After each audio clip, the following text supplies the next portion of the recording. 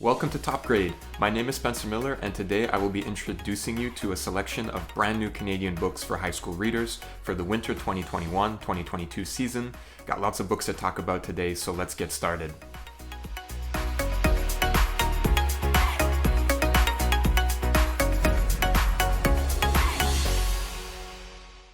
Our first two selections today are YA novels from Running the Goat Press, the first of which, The Degrees of Barley Lick, is written by Susan Flanagan. Barley is well aware that Barley is a bit of a peculiar name, but he has more pressing things going on in his life after the recent sudden loss of his father.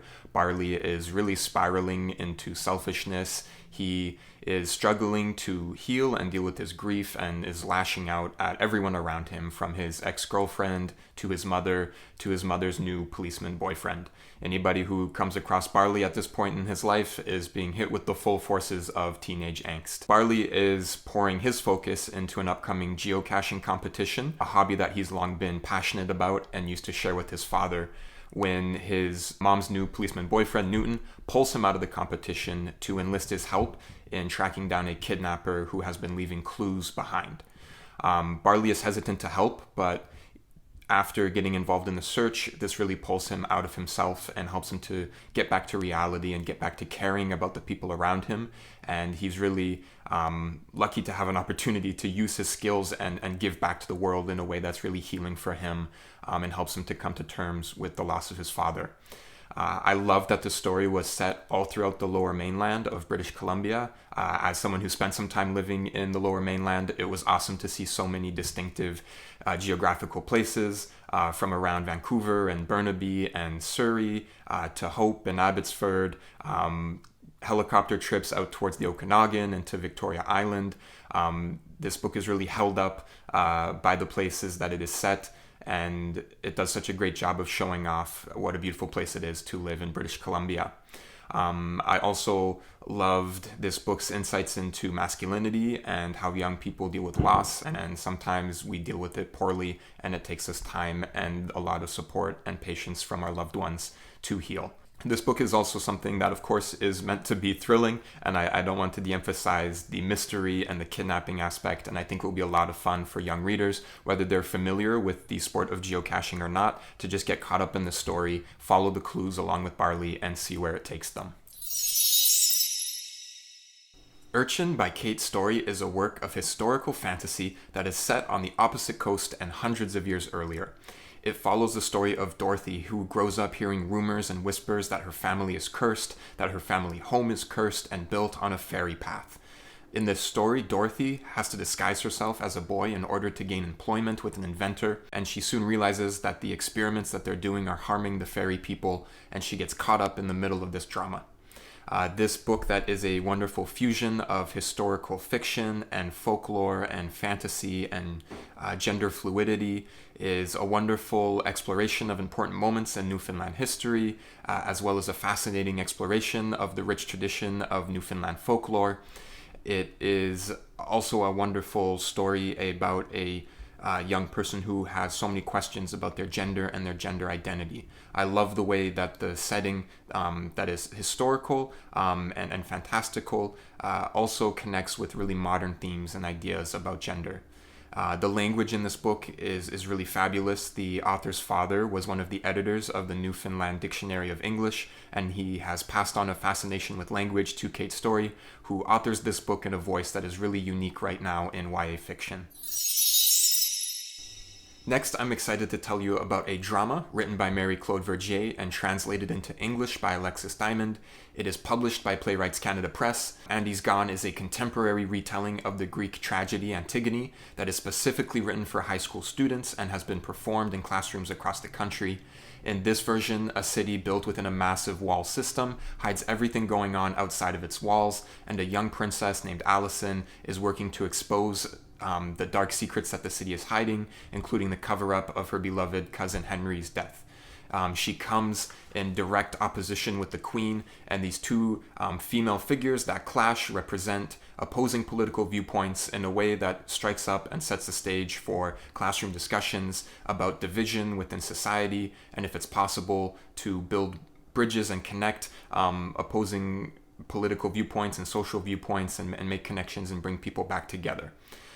It makes references to so many contemporary issues, such as the walls that divide countries, refugee crises, making online connections. This play is intended to get students asking, what stories do we tell ourselves to keep our walls up and our privileges intact, and what is the cost of change? Really important questions and ideas for young people to explore today in a lovely play and script format. I always do just love reading scripts and plays with students, following along and doing voices and acting out characters. It's such a great way to get discussion going and bring a liveliness into your classroom.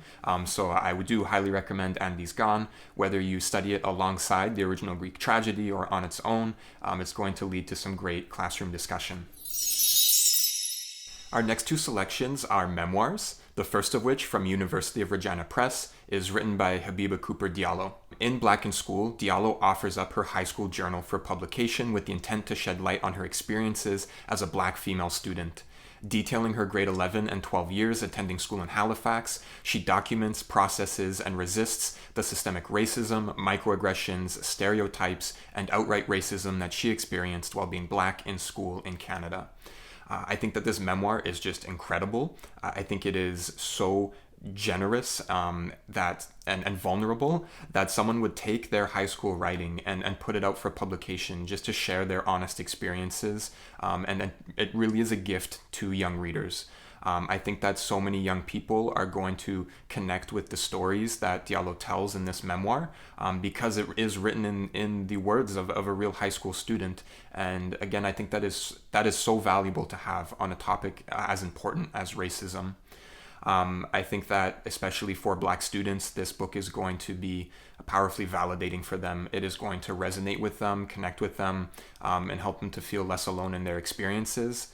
For other readers, it is going to, I think, be at times challenging and a little shocking, but most importantly, it's going to be a call to action for everyone to be able to work together to create an education system and a society that is more equitable and fair for everyone.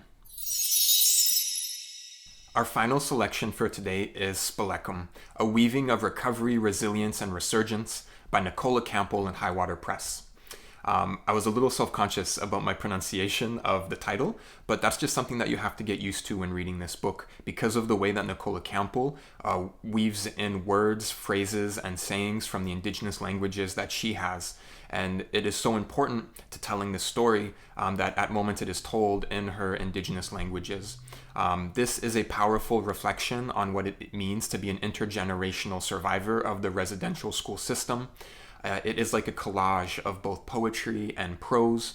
There are short stories, reflections, journal entries, and almost like mini personal essays. Every page is a little bit different, and you're never quite sure how Campbell is going to continue telling the story, but she weaves it all together to present to you a journey of overcoming adversity and colonial trauma, finding strength and resilience through creative works and traditional perspectives.